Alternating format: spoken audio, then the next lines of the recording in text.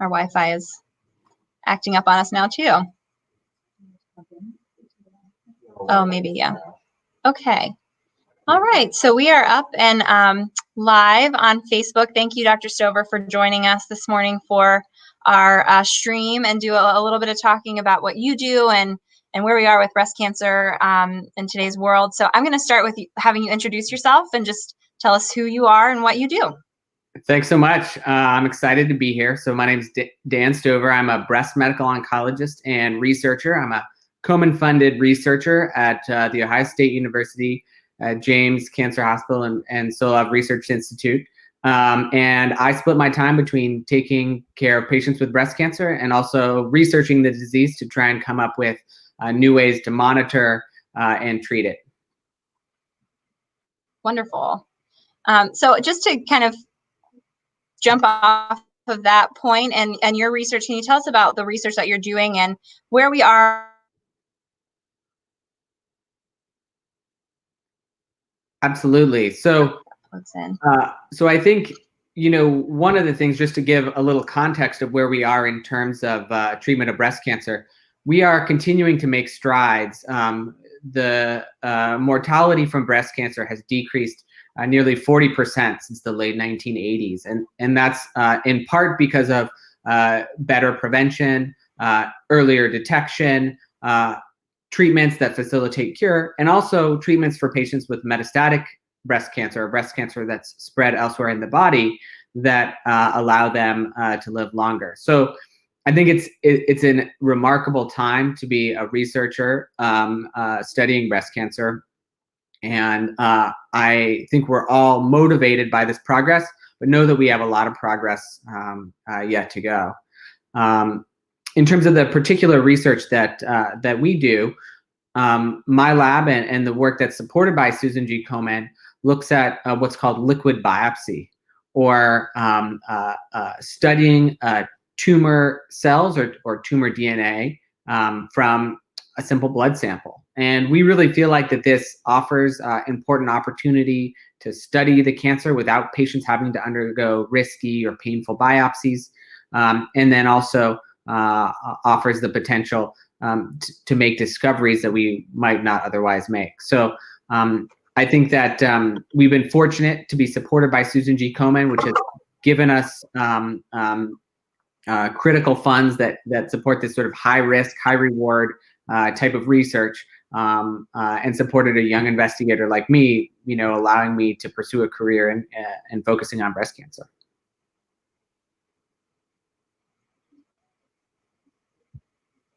Wonderful. Thank you so much. And I have exciting news. While you were sharing that with us, Tori has joined us. So I'm going to add her to our stream Great. Now. Hi, guys. Hi, Tori. Going. Hello. Tori, not sure if you can hear us just yet. Hi, thank you so much. Hi. Well, I'm going to step out and let you guys continue the conversation. Tori, we've just talked about a little bit about Dr. Stover's research and his work at the James, and so I will, and Solove, and so I'm going to hand it off. I'll be out of here and out of your way. Okay, give me just 1 second. I'm having a little bit of technical Oh, difficulties okay. right now. Oh, sure, sure. Dr. Stover, could you talk to us about your favorite race moment? Yeah, absolutely. I have, I think I've probably done 6 or 8 Race for the Cures, a variety of different places, Massachusetts and here. And my favorite race moment is I have a couple little boys, and my 4-year-old has joined me for the last couple Race for the Cures. I think the moment that I remember most is walking in a huge crowd of people through a stream of pink confetti, and sort of, it was a beautiful day. It was streaming down. We were all, with these other individuals who are all, there for the same reason, supporting the same cause, and I could share that with my son. It was a pretty neat moment, and he's already asking me when we're going to come back. And the other funny thing about that is he was convinced that we won the race. And I tried to explain to him that it's not actually a race. but in his mind, we won, and so we're going back, and we're apparently we're going to be trying to win again this year. So Nice. looking forward to August 1st. How about you, Tori? What's a favorite memory of yours? I'll tell you, last year was actually my first race, and I had so much fun. I think between seeing those pink and those berry color shirts last year, we had so many metastatic patients that were there and involved last year, and it was really amazing to see that and seeing people getting engaged. I think that the support was really shown, but also the sense of urgency that, when you see those berry shirts, we realize this isn't over yet. We talk about a race won or completed, but we really see, these people that are living with breast cancer and, thriving in some cases. So I think honoring that was really special to me last year. Absolutely. I think that's that's an important, bringing that forward, I think has been an important part of your advocacy. So thankful that, that we have such great partnership with Komen Columbus. Yeah. Okay. So can you share, did she ask you about some of the breakthroughs in research? We didn't really talk a whole lot about that. I think I mentioned that it's an exciting time in a lot of ways, but I think one of the biggest reasons is that there have been breakthroughs for every different type of breast cancer and every different stage of breast cancer. The reality is that breast cancer is not just one disease, and it affects different people in different ways. For breast cancers that are positive for the estrogen receptor, so sensitive to estrogen blockade, there have been a new class of drugs called CDK4/6 inhibitors that have really transformed the landscape, and a new recent approval for patients who have a specific gene mutation called PI3 kinase. There have been advances. We've had 2 new approvals for therapies targeting HER2, which is another protein driver of certain breast cancers. So 2 new approvals within the last couple of months.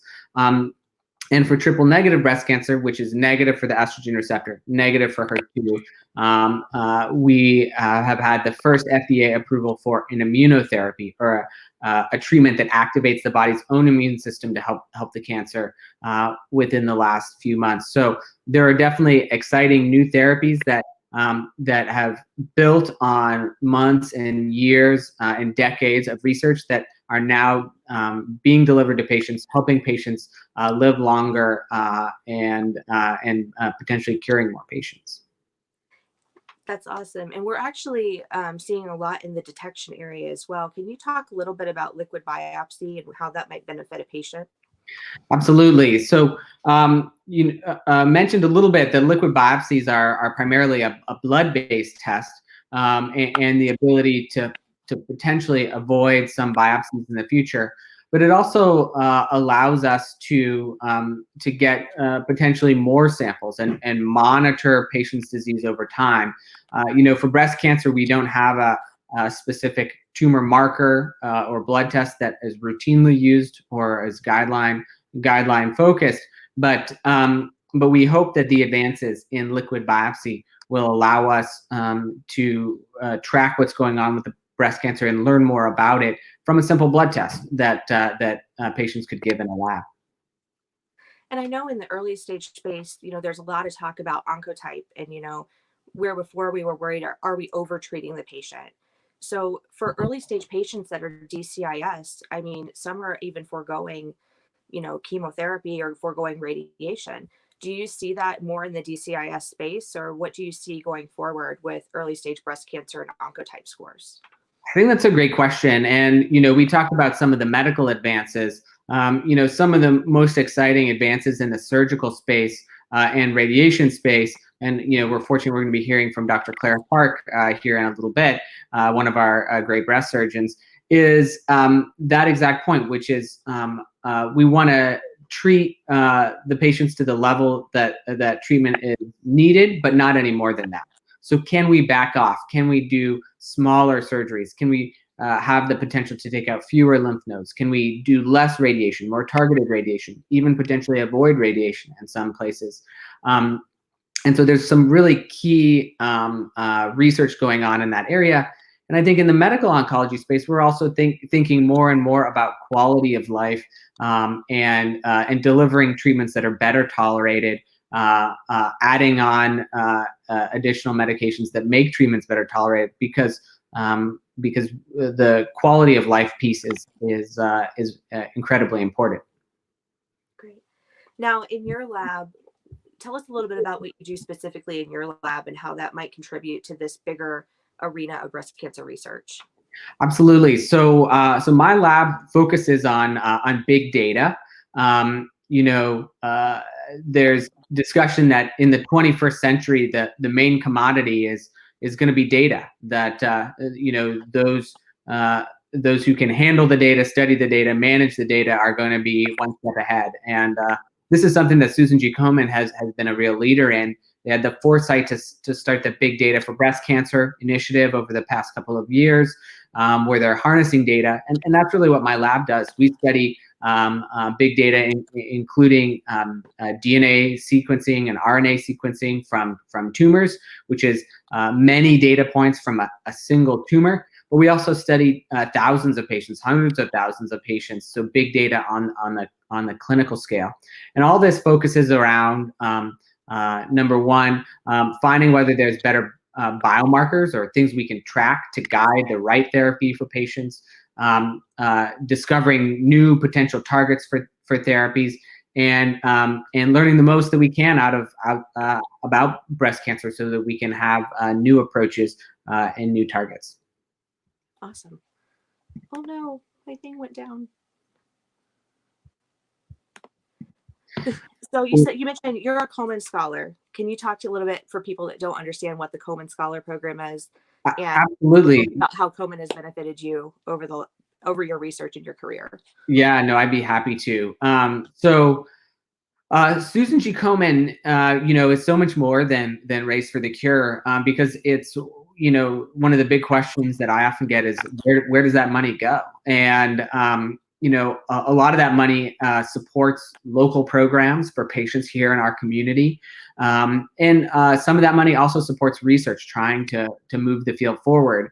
I was very fortunate. When I went back into the lab to study breast cancer after my medical training, about 8 years of dedicated time to become a doctor, Susan G. Komen took a risk on me that I hadn't been in the lab for a number of years, and they believed in me and believed that I could have a career studying breast cancer and treating it as well.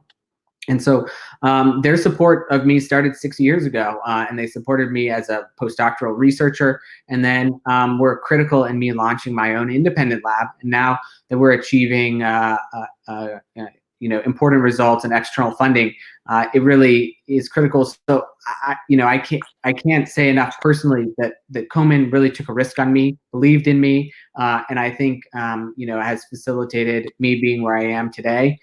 And the other part of it, and would love to hear your thoughts on this too, is that Susan G. Komen is also a community, of people who want to do something for breast cancer, want to do more for breast cancer, for patients, for caregivers, and I think that community is also really important. Been an important part of things for me. How about you? What has Komen meant for you, Tori? So overall, for me, it really gave me a platform to launch a lot of advocacy around the things that I really care about. When I first went to the primary care provider, when I found my lump, I was told I was too young for breast cancer. So I think, working to not only educate patients, but to get into that community space and really empower people and say, hey, young people still do get breast cancer. We still need to focus on this as well. It's not just your grandmother's disease. I think that's been really important for me. And also talking about metastatic breast cancer. When I was diagnosed a little over 4 years ago now, I had to Google metastatic. I had no idea what that meant. So it was a whole new language and a whole new vocabulary. But there also wasn't a ton of support when I was first diagnosed. I would say probably about a year in after I got diagnosed, I started finding more resources and more things that were available to me. And, Komen really stepped up in that. I was not someone who was convinced of Komen from the beginning. And, you know, it really became a thing that, you know, Komen was there when I needed support, and they were there for my friends when they needed support. We've had great retreats in Columbus where I can tell you everybody who's been there will tell you that they leave changed, and they really leave feeling supported and with a new group of friends. Aside from that, just knowing that there are things in the toolbox, because, you know, as we talk about with metastatic disease, you know, we're counting up in treatments, not down. And when we progress, we want to know that there's that next thing in line that we can go to. And with Komen, you know, funneling so much money into research, you know, it gives us better odds overall. And I think, you know, they've impacted my life in so many ways. But I also think that they're there for support, and they've really given me a platform that I can reach people and make sure that they don't feel alone through this disease. Yeah, I think that's great. I mean, you touched on so many different things. It always amazes me all the different things that Komen does, and I feel like I'm finding out, you know, new initiatives or efforts, you know, every couple months.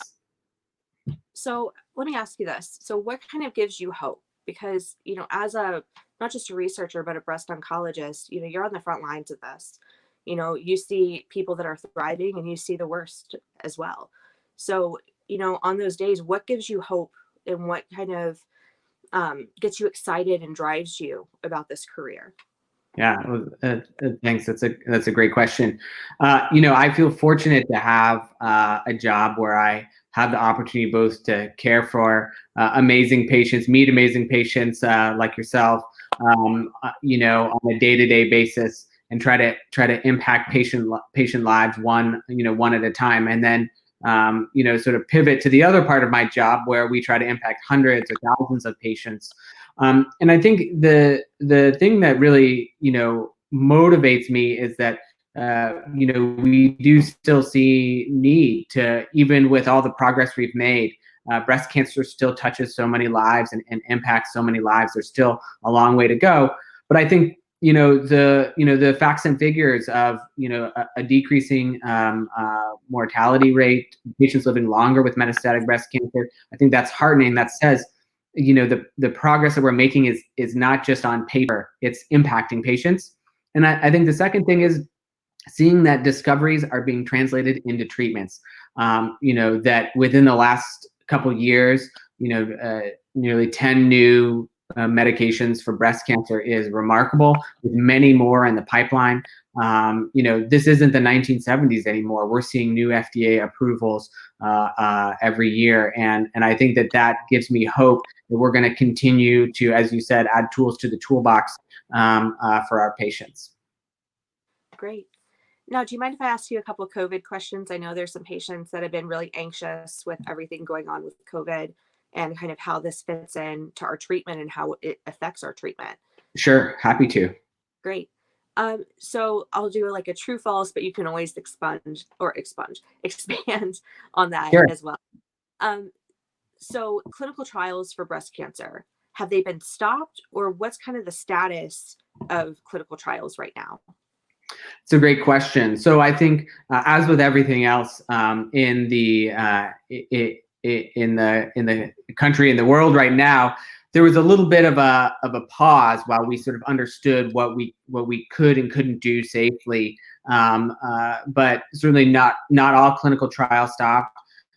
And I think that many clinical trials now are moving forward in finding new ways to continue to move forward. So there are still clinical trial opportunities at Ohio State and elsewhere. You know, COVID has changed the game for a lot of us, and I think that we're starting to think about, can we do more clinical trial visits virtually?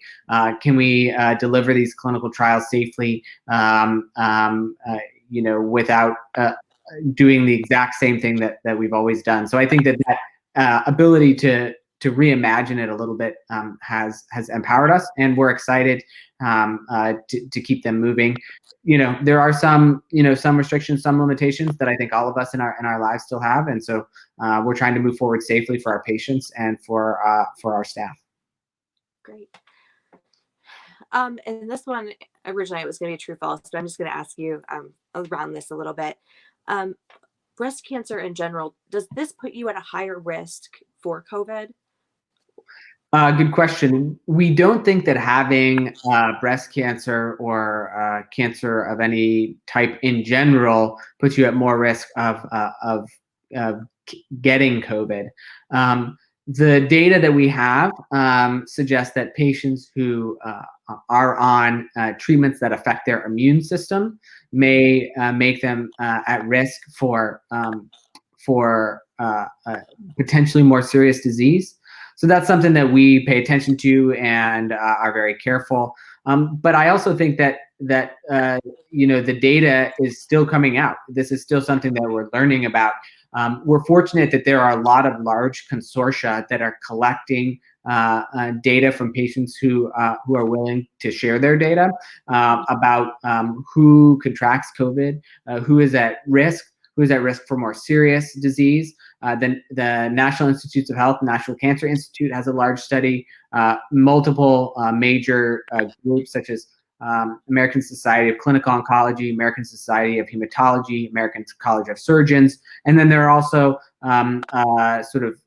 off-the-shelf groups of physicians and researchers that are getting together, like the Cancer and COVID Consortium. So I think that data is rapidly coming together. Right now we're trying to take extra precautions for people whose immune system is impacted, but also we don't want to impact things negatively in terms of other health items, including breast cancer, if we can avoid impacting those. Sure.